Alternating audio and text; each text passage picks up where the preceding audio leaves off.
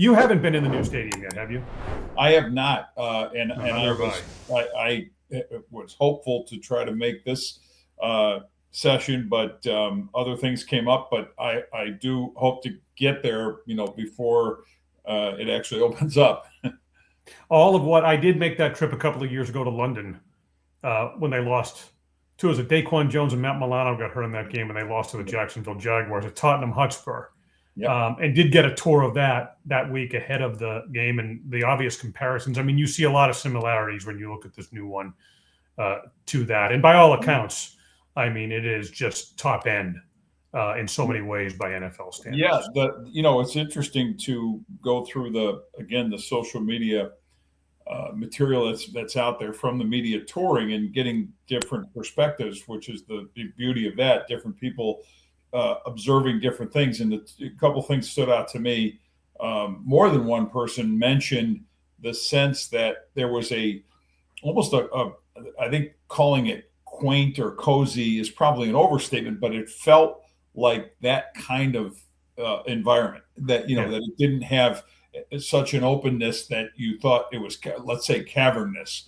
That was one thing. The other thing was there was a specific area for kickers to practice, which obviously on the sidelines, which I think was kind of cool. And then the whole idea that this is a grass, this is a natural field, and that is all in, and it looked pretty pristine based on the photos and videos I saw. It'll be exciting, and a long time coming for this area, not taking anything away from the old one and all the history associated with that. So let's get into it. This is Believe in Bills, presented by FanDuel. I'm Adam Benigni with Hall of Famer Vic Carucci. And let's get in. We should probably talk about the Ryan Vandermark situation, since Sal and I haven't addressed that, at least based on the outcome and the fact that the Bills were able to let him go at a $4.2 million price tag, didn't match the offer sheet that came in from the Minnesota Vikings.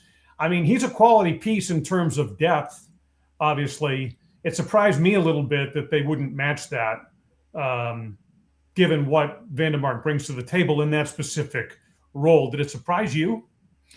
I'm going to say surprised. I shocked would be way too strong a term. We are talking about a backup player. However, we're talking about the offensive line, where continuity, chemistry, bonding, all that you want to have with a group, it includes those who don't start. And he was not a starter, which makes you vulnerable, I guess, in the sense of, I say vulnerable, it certainly can open you up to the possibility of moving on in free agency when another team steps it up as much as the Vikings did. It didn't look to me like the price of what they would have paid to retain him, something in the $3+ million range, to, as you mentioned, 4.2 or 4.3, whatever it was, for him to go to Minnesota. Didn't seem like the kind of gap that they couldn't figure out, they being Brandon Beane and the Bills capologist, to figure out how to keep him, because this is a very reliable reserve player. This is a guy who he made 6 starts, and the times that he did play, of course, when injuries occur, when you're stepping in, he did the job pretty well, as I recall it, and even in the aftermath, I don't recall a moment where it's felt like, well, he was the weak link in this particular game. It wasn't the case. He also did a fair amount of special teams work. I think 17% of his snaps would end up there. So there's a versatility. Obviously, if you're not starting, you need to be contributing there. So this probably falls, Adam, into a mild risk category, but I would call it a bit of a risk. And I would add this: it's the O-line. It's been a group, an area where the Bills have had maybe their greatest strength on offense this side of Josh Allen / James Cook. And it's also coming at a time when this team is transitioning to not only a new head coach, but a new offensive line coach after Aaron Kromer's retirement. That, to me, is something to kind of keep an eye on. All right, very good. Let's, something we don't often do here is talk about receiver. Sure. I mean, it's in every show. And I suppose it should be. But the news this week of Jackson Smith and Jigba with the Seahawks and that 4-year extension, 168.6, I think. I don't have the number in front of me, but I think that's right. Making him the highest paid receiver in NFL history. And, the natural comparison is to DJ Moore, right? The Bills trading for him. And say what you want about the player, but I'll go back, and Brandon Beane has taken a lot of heat, and we all understand the reasons why. But he did say that the cost certainty factor in terms of the trade, knowing the contract they were going to absorb, 4 years, 110, I think it was in 2024 with the Bears for him. But they were going to be able to rework that, restructure it, which they have, right? And he talked about the idea of cost certainty with that player based on where the market continues to go. And it'll translate on the field. I mean, the results on the field will speak to all of this in terms of the result and how that trade is viewed. But that particular factor, I mean, I guess I get where Beane is coming from when you see another contract like this that you knew was coming for Njigba, but seeing those numbers go where they are, given where the Bills are relative to the cap and what they need moving forward in this Josh Allen window, I see the rationale in taking that on and being able to manipulate that contract to their advantage here moving forward. I do too. And you're right. The Smith and Jigba deal just sort of underscores why do we bring that up? Because it tells you what the market looks like. And that's the highest end. It doesn't mean anybody was going to necessarily match that or be close to that, but it does elevate the entire position when it comes to free agency. It does set up the possibility, or in this case, a trade with Moore. But the market, if a player is going to change teams via trade or free agency, and what you're going to absorb in the way of a contract, you obviously the Bills did that relative to knowing where the market was headed. So you call it cost certainty. I would add to the cost certainty the plan to restructure, to be able to rework this deal. And they had a full plan with this. The restructuring didn't come haphazardly. It was like, okay, now we got the guy, let's restructure. Bills knew exactly what they were going to do. First of all, they determined the value as a second-round pick.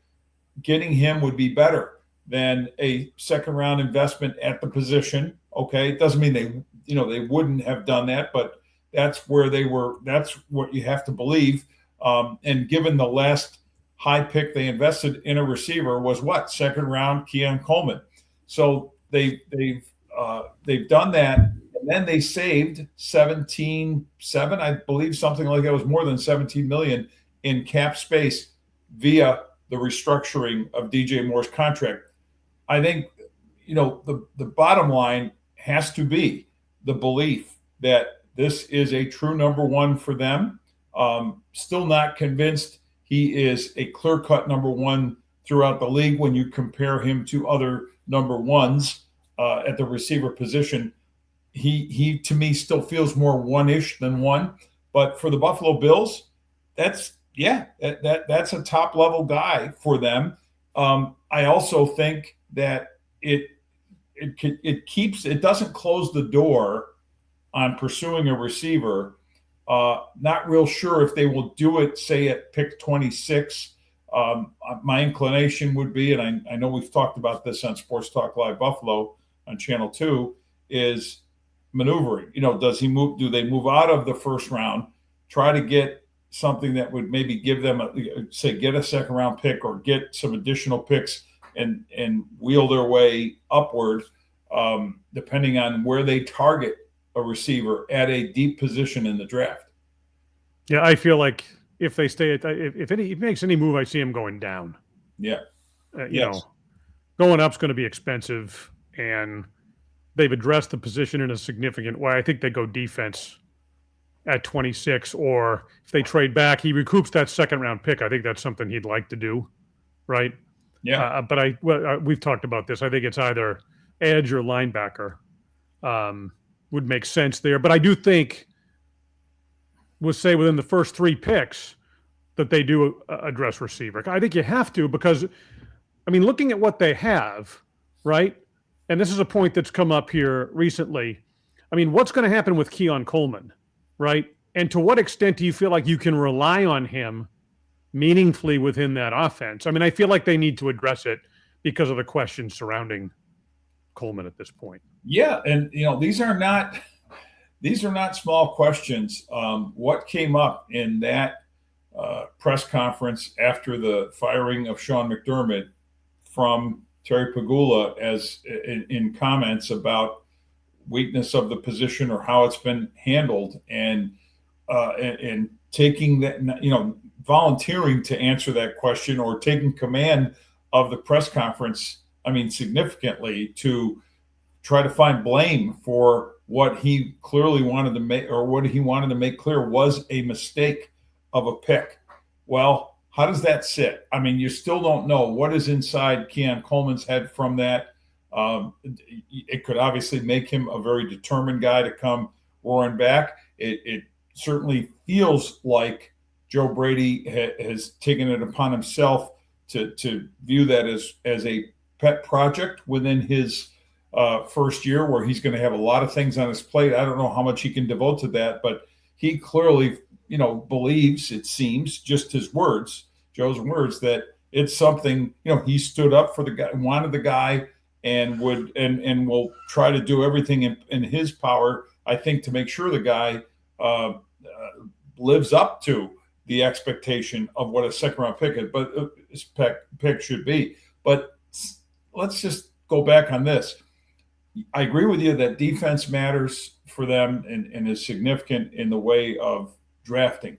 However, it's got to be done with an eye toward the scheme, and that's what I'm not sure about. Is Bradley Chubb had a definitive feel to him, even if he's not like the marquee guy to give them an edge rusher that they need, but it's the fit for this new scheme.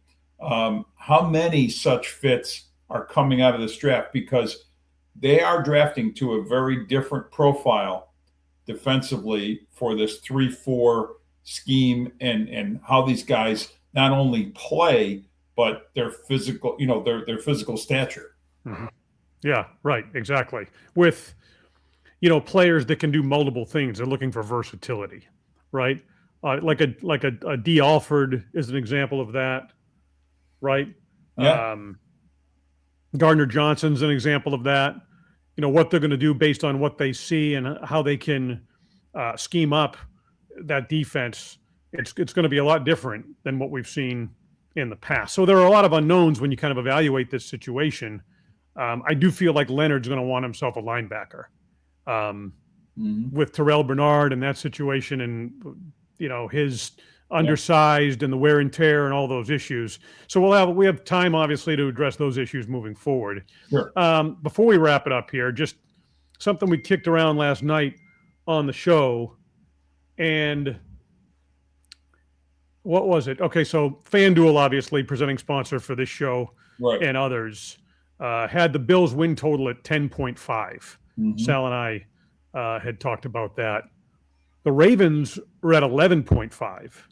Yet the Bills, according to FanDuel and others, are the favorites to win the conference. So, make of that what you will at this time of the year, obviously, with so many unknowns. And it's just an interesting conversation. Where these expectations are, I feel like the expectation is that the Bills are going to be in a divisional round playoff game or a conference championship game potentially, right? And it's going to come down to a play or two. What they've been now, there is the notion that it's Super Bowl or bust because of what they haven't accomplished, right? And I guess I'm framing this so that I ask you the question based on your experience. We've both been around a long time, seen a lot of first-time head coaches, right?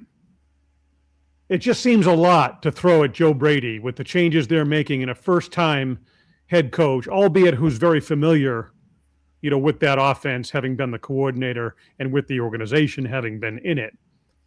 But to me, it's just a lot. And I'm not taking him off the hook by any stretch of the imagination. I'm just trying to be realistic. What's realistic about these expectations moving forward when teams transition to a first-time head coach? Well, it's an interesting topic in the frame of the over under win total, because like you said, the Ravens are at the top. They're alone at 11.5. They have a first time head coach too, in Jesse Minter. Jesse's older than Joe Brady. Joe was one of 3 head coaches hired in this cycle of 10. Big cycle, obviously, and that in itself is really interesting. But one of 3 that were under the age of 40. But there is, clearly a trend in this league to bringing in head coaches under 40, and that all got kicked off by Sean McVay back in 2017. The same year the Bills hired Sean McDermott, but McVay came in then as a 30-year-old head coach, right? And since then, it's like counting the 3 other under 40 head coaches that came into the league: Joe Brady, and then you had Clint Kubiak, and you had Mike LaFleur. Those 3 hires brought the number since 2017 to 23 sub 40-year-old coaches. So it is asking a lot, certainly, of any first-year coach. And again, that includes Minter, who's above that 40-year-old cutoff, or demarcation, I mean. But what do the odds makers see, and what are they looking at? Well, they're looking at roster, and obviously the Ravens have a franchise quarterback in Lamar Jackson, but they've added Trey Hendrickson. They still have, Derrick Henry. I mean, they still have a lot of pieces that make them a worthy team that has maybe seen as one game better than Buffalo. But there were 9 teams, including the Bills, tied for second on this list. And why are the Bills seen as a double-digit win team? Because they got Josh Allen, right, and they'll always be seen that way. So I would say to you, it is asking a lot to expect a first-year coach and one who's 36, he's the youngest of this cycle, to take a team, to the Super Bowl, to fulfill what Terry Pegula clearly felt and knew they had fallen short too many times with Sean McDermott, to ask now this guy to be the difference, to take him over the top, because that's essentially what this coaching move said. Right. I mean, it's a dramatic difference in what they were, but dramatic from a team that did some really, they won. They were winning. Now you've got to, okay, obviously more than winning, like winning it all is the expectation. But Adam, I think that's asking way too much. And I frankly think that even with Josh Allen, this season could go, who knows? You could see it. You could see something great happen, but sorry, my inclination is to be modest, at least about this year, that there is more potential for step back than step forward. Yeah, I mean, I think you're going to see, obviously, an evolution in terms of Brady himself. Yeah. You see an evolution in terms of the roster, right, to where they ultimately want it. I think you'll probably see an evolution in terms of the coaching staff, right? I mean, that's how these things go. Yes. It doesn't mean they can't do it and they won't do it, but we're just trying. I think we're saying the same thing. It's real. It's just being realistic. Growing pains for a head coach, transitioning for a staff to this new guy and new people coming on. And what did we see with Sean McDermott? Assistant coaching turnover until they felt they got that right. And then there's schematic turnover. Right. And you're not changing the entire roster on defense either. There's going to be some holdovers who have to fit this scheme. But the new guys coming in, and there will be many on that side of the ball, they have to all mesh and fit. Is that going to happen? It just a lot of different things to look at. All right. So ground to cover here leading up to the draft. But, Vic, we appreciate it. As always, Vic Carucci. Saturday mornings, right? What time, Sirius XM? Yep, 10 a.m. Eastern till 2 p.m. 10 to 2, Sirius XM NFL Radio on Saturdays and at other times as well. And always Monday nights at 7 o'clock with John Scott and myself. Sports Talk Live Buffalo will have coverage from the NFL owners meetings when we see you Monday night at 7 this coming week. So, Vic, thank you as always. For Vic Carucci, I am Adam Benigni. Thanks for being with us here on Believe in Bills. presented by FanDuel.